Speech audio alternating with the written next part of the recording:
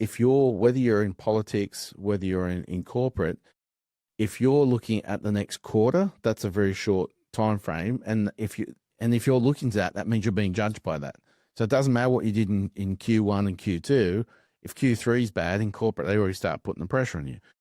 Now, in the public sphere, when you're getting polling data and social media comments and everything all the time, you're not looking towards, say, that last 12 months into your term when you're moving in onto an election footing and then starting to take note of polls and what we can do to prepare ourselves. Everything's so reactive, so short term that you don't want to build a key piece of infrastructure that ribbon's going to get cut 5 years after you're gone, because that's not going to do your election any good.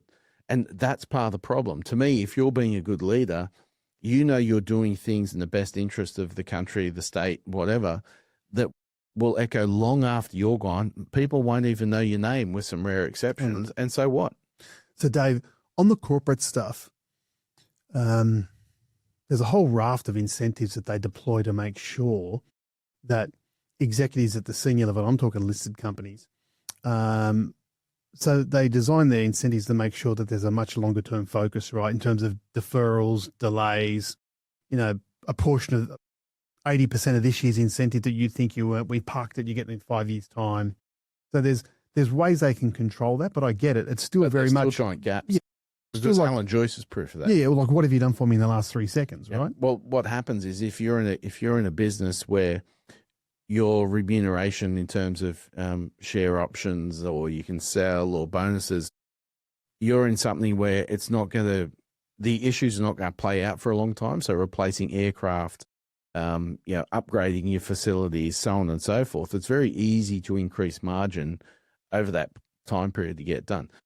I want to do a whole episode on whether or not bonuses should be paid, because to me, I'm very much that if you're doing a good job at the end of a 12-month period and you say, here's where we're at, and within that, I don't just want to say costs were $1 million, with 100% margin, we made $2 million. This year, costs were only 1.5 with a 200% margin, we made 4.5. I think there's a whole bunch of metrics within that boards need to start looking at and say, what was your staff turnover? Because that's always a key metric to tell you how happy people are.